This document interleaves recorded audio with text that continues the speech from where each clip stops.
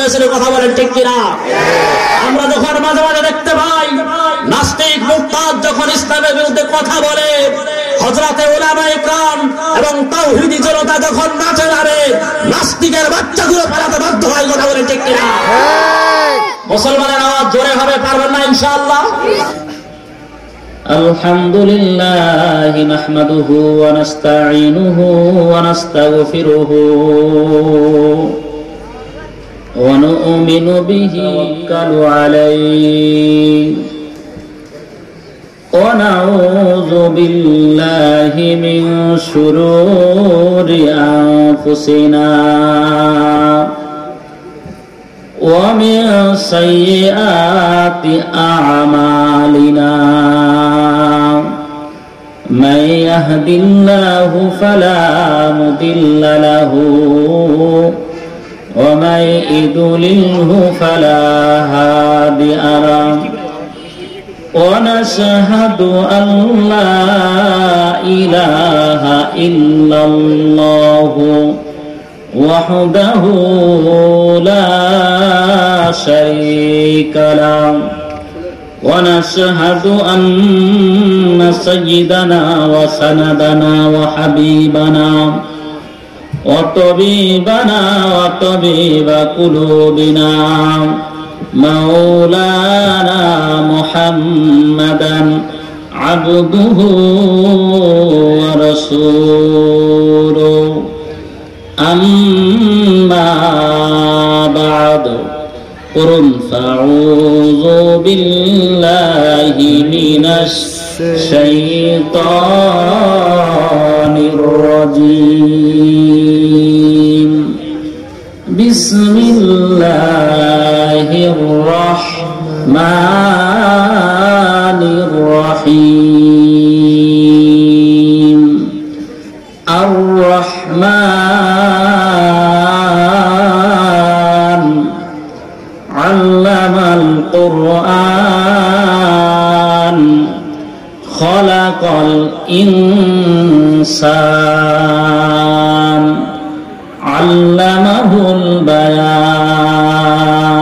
البيان آمنت بالله صدق الله المولانا العظيم وصدق رسوله النبي الأمي الكريم ونحن على ذلك من الشاهدين والشاكرين وقال سيد الأنام صلى الله عليه وسلم خيركم من تعلم القرآن وعلمه أو كما قال عليه الصلاة والسلام درف शायतेर कतरु को दरिया कर दिया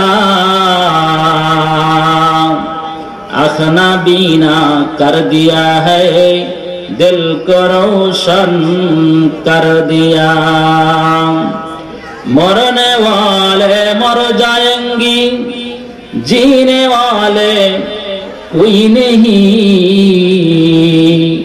रोने वाले बहुत होगी जाने वाले कोई नहीं ला इलाहा इल्लाल्लाह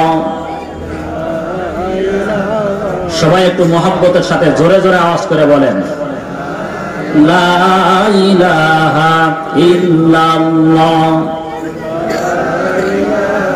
মুসলমানের আওয়াজে জোরে জোরে বলেন লা ইলাহা ইল্লাল্লাহ सारे जहां में जहां देखे तक तेरे नूर की सिवा नहीं तू मेरे मासूक तू मेरे महबूब तू ही तू है आय अल्लाह ला इलाहा इल्लल्लाह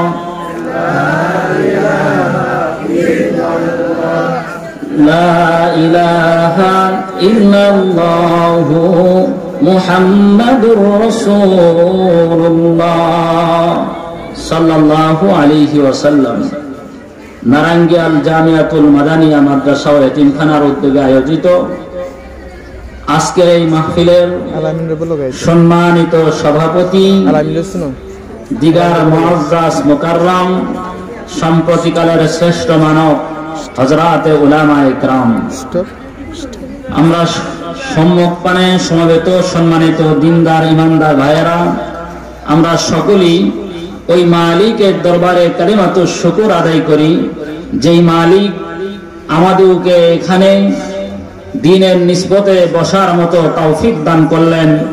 সবাই একবার সমস্বরে বজ্র আওয়াজে গগন বিদরিত করে বলি আলহামদুলিল্লাহ। শত কোটি দরুদ বিশ্ব মানবতার মুক্তির দিশারি সর্বকালের শ্রেষ্ঠ মানব জনাবে মুহাম্মদুর রাসূলুল্লাহ সাল্লাল্লাহু আলাইহি ওয়াসাল্লামের প্রতি সকলেই অন্তরস্থল থেকে অত্যন্ত ভক্তি ভরে মোহাব্বতের সাথে পড়ি সাল্লাল্লাহু আলাইহি ওয়াসাল্লাম। সম্মানিত উপস্থিতি, আপনারা ভালো আছেন? সুস্থ আছেন? সুস্থ হলে আওয়াজ কম হয় না বেশি হয়? তাহলে জোরে বলেন আলহামদুলিল্লাহ, আরো জোরে বলেন আলহামদুলিল্লাহ। আল্লাহ শুকরিয়া আদায় করলে আল্লাহ তাআলা নিয়ামত বাড়িয়ে দেন। সুবহানাল্লাহ বলেন। লাইন শাকারতুম লাযীদান্নাকুম ওয়া লাইন কাফারতুম ইন্না আযাবি লাশাদীদ। রব্বুল আলামিন বলেন, হে গোলাম, তুমি আমার নিয়ামত পেয়ে যদি নিয়ামতের শুকরিয়া আদায় করো, আমি মালিক তোমার নিয়ামতকে বাড়িয়ে দিব। সুবহানাল্লাহ জোরে বলেন। ওয়ালাইন কাফারতুম, আর নিয়ামত পেয়ে যদি না শুকরিয়া করো, কৃতজ্ঞতা করো, আমি মালিক মনে রাখবা, খুব ভালো করে মনে রাখবা, আমার আযাব বড় কঠিন, বড় কঠিন। আল্লাহ যেহেতু বলছে কঠিন, তাহলে কত কঠিন হতে পারে? কথা বলেন, কঠিন কিনা?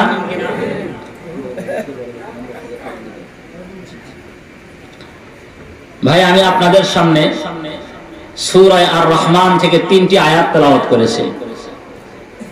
আয়াত যেহেতু ছোট, আলোচনাও ছোটই হবে, বড় হবে না। মাঝখানে এক কিসসা মনে করছে, বলবো। এক ব্যক্তি জীবনে কোনোদিন নামাজও পড়ে না, পশ্চিম দিক ভুলে আসারও পড়ে না। আসার যদি পড়তে লাগে ভুলে পূর্ব দিক পড়ে। দাওয়াত ও তাবলীগের মেহনতের লোকেরা হাতে পায়ে ধরে উলামায়ে কেরাম মসজিদে নিয়ে গেছে। ইমাম সাহেব হুজুর নামাজের মধ্যে সূরা পড়ছে, সূরা আল-আনকাবুত, অর্থাৎ মাদ্রাসার সূরা। কি সূরা? মাদ্রাসার সূরা। আল্লাহর বান্দা লম্বা সূরা শুনে কষ্ট হয়ে গেছে। পরের দিন আবার লোকজন বলছে, ভাই চলো নামাজে যাই। এত লম্বা নামাজ আমি পড়তে পারবো না, এত লম্বা সূরা, এত বড় লম্বা সূরা পড়ে হুজুর, হুজুরের তো কোনো কাম নাই, এত বড় লম্বা নামাজ আমি পড়তে পারবো না। চলেন এবার ছোট সূরা পড়বো। কি পড়বে? এ কথা বলেন, কি পড়বে? ছোট সূরা।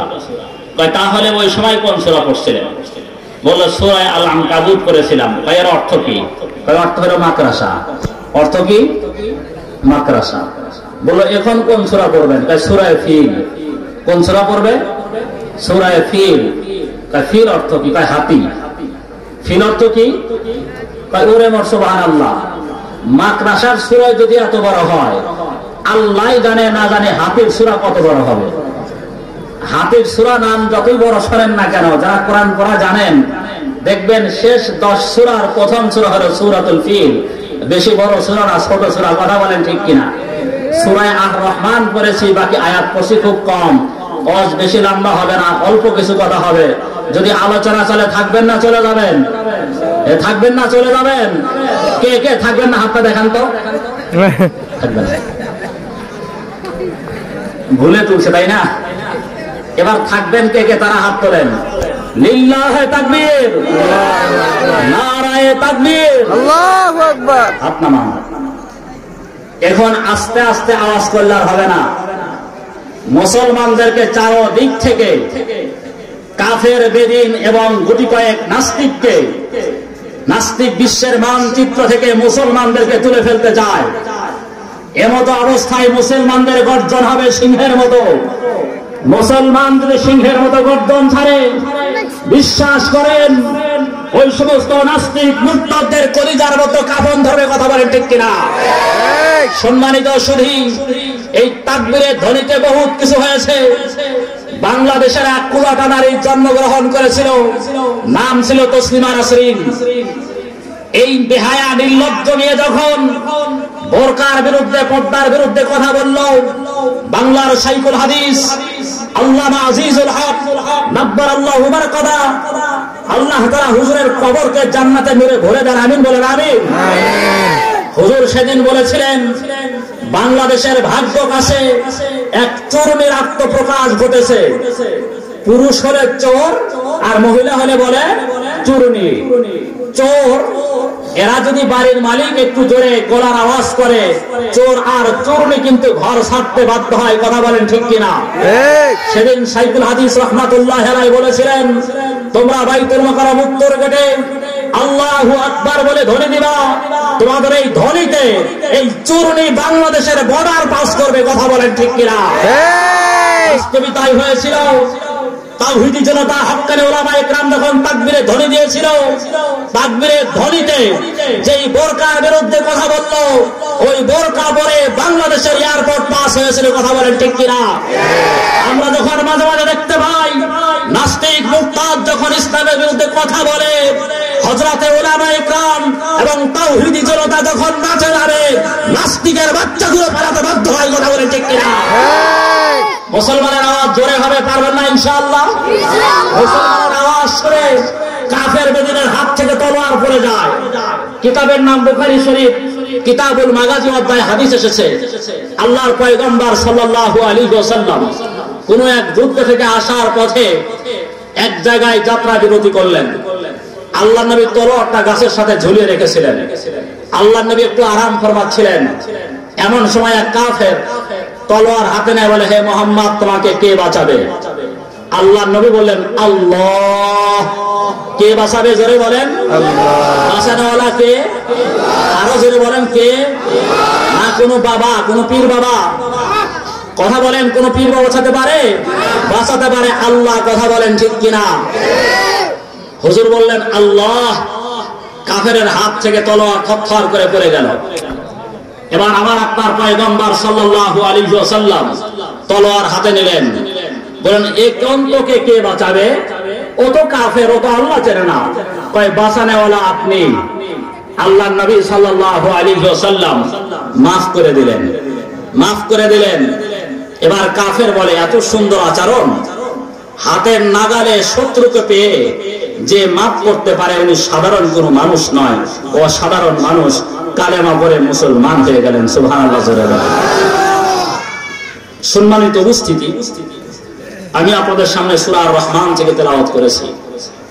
আল্লাহ সুবহানাহু ওয়া তাআলা বলেন, আর রহমান আল্লামাল কুরআন খলাকাল ইনসান। আর রহমান মানে রহমান, লম্বা কথা।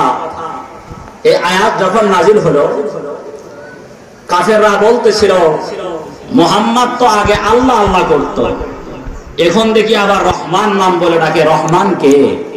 মানে রহমান। কাফেররা প্রশ্ন তুলল।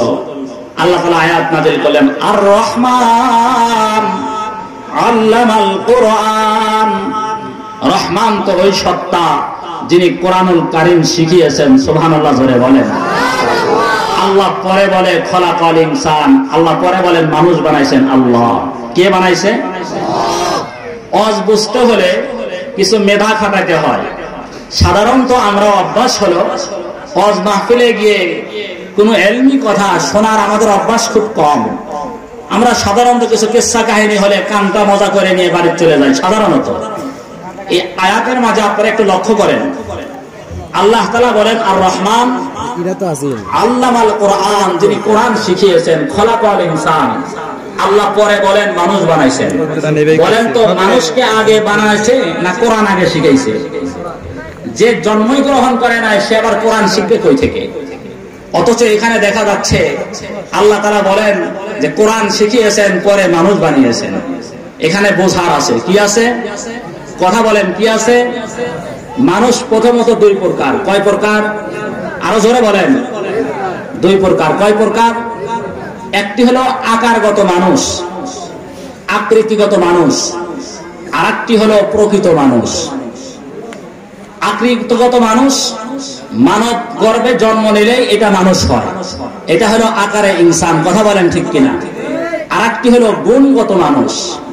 গুণগত মানুষ হতে হলে কোরআনুল কারীম শিখতে হয়। গুণগত মানুষ হতে হলে কি শিখতে হয়? কোরআনুল কারীম শিখতে হয়।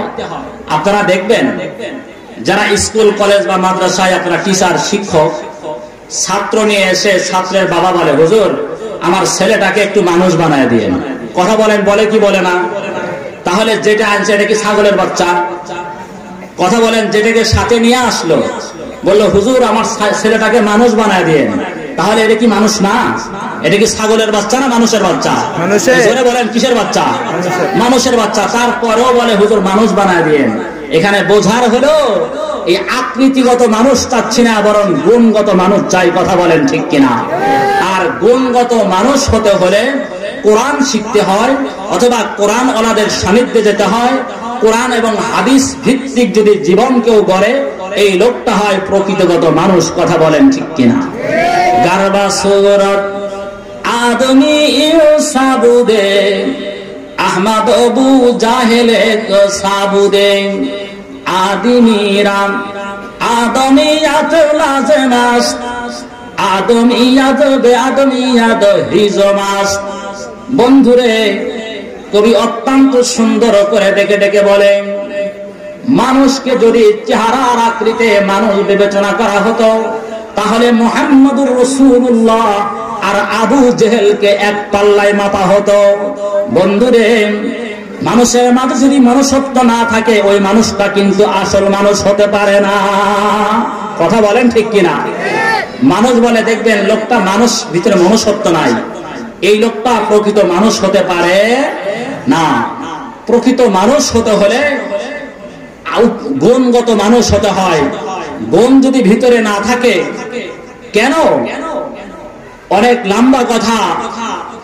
আমাদের দেশে আপনারা দেখবেন ছোটখাটো চুরি করলে বিচার হয়। কথা বলেন, হয় কি হয় না? আরো জোরে বলেন, হয় কি হয় না? এই কঠিন বিপদ করোনার মাঝে যারা তেল চুরি আর চাল চুরি করলো, এইগুলো মানুষ শিক্ষিত না অশিক্ষিত? জোরে বলেন, শিক্ষিত মানুষ। কেন? মানুষ না খেয়ে মারা যাচ্ছে, করোনার আত্মনাদ চিৎকার। এই অসহায় মানুষগুলো তেল আর চাল চুরি করে এমন জায়গায় ঢুকাইছে, খাটের নিচে পর্যন্ত দেশের সরকারি তেল আর চাল ঢুকাইছিল। কথা বলেন ঠিক কিনা? তারা কি শিক্ষিত মানুষ না অশিক্ষিত মানুষ? শিক্ষিত মানুষ বটে, কিন্তু গুণগত মানুষ ছিল না। পুঁথিগত কিছু বিদ্যার নাম শিক্ষিত বলে না। যদি প্রকৃতপক্ষে গুণগত মানুষ না হয়, এই মানুষের দ্বারা সমাজে কোনোদিন শান্তি আসতে পারে না, পারে না। কথা বলেন ঠিক কিনা?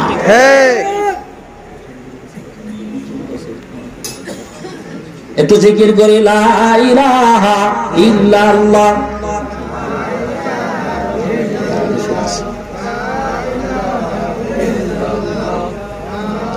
লা ইলাহা ইল্লাল্লাহু মুহাম্মাদুর রাসূলুল্লাহ সাল্লাল্লাহু আলাইহি ওয়াসাল্লাম। সম্মানিত সুধী, কোরআনুল কারীম মানুষকে কেমন পরিবর্তন করে আপনারা জানেন। ইতিহাসের একজন ভীর, একজন খলনায়ক হযরত ওমর রাদিয়াল্লাহু তাআলা আনহু। নাম শুনছেন না আপনারা? হযরত ওমর রাদিয়াল্লাহু তাআলা আনহু, ওনার প্রাথমিক জীবনটা বড় ভালো ছিল না। ভালো ছিল না। যে লোকটা আল্লাহর পয়গম্বরকে হত্যা করার জন্য রওনা দিয়েছিল, আপনারা জানেন না?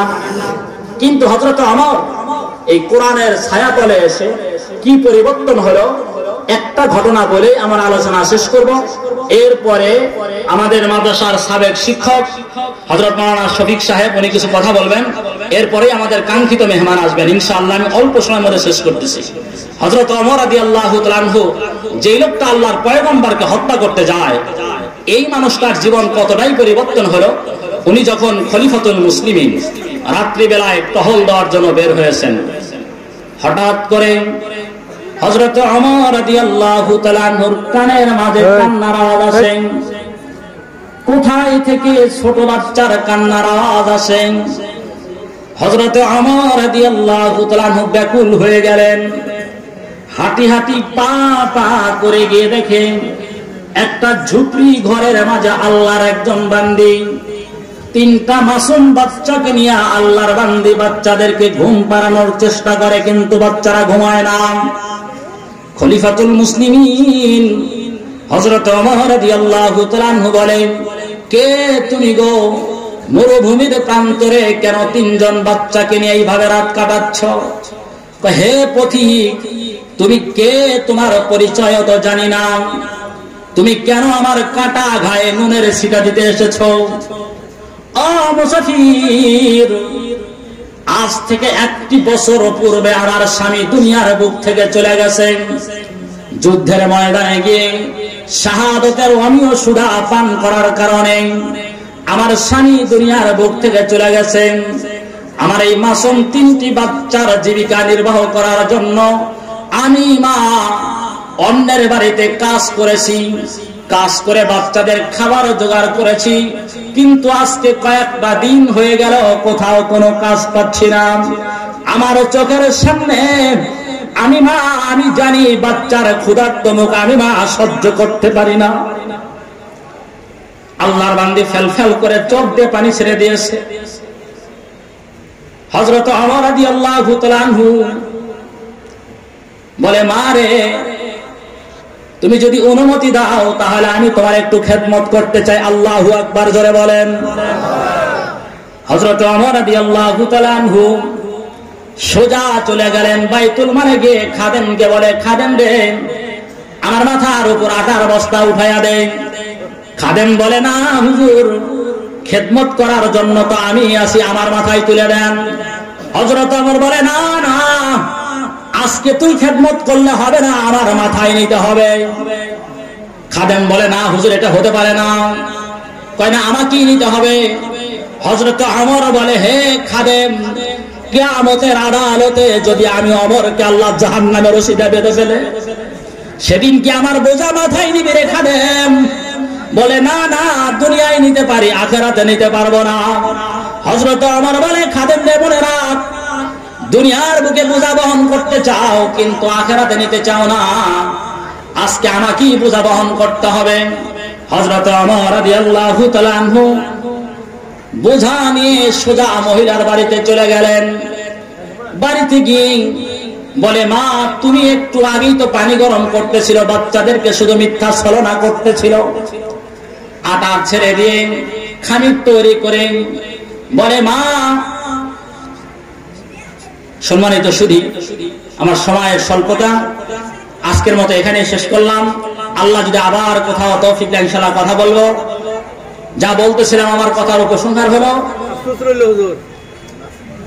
আমার আলহামদুলিল্লাহ, আল্লাহ আবার কোথাও তৌফিক দিলে বলা যাবে। আমার কথার উপসংহার হলো, আমার আপনার জীবনে গুণগত মানুষ হতে হবে। আল্লাহ আমাদের তৌফিক দান করেন।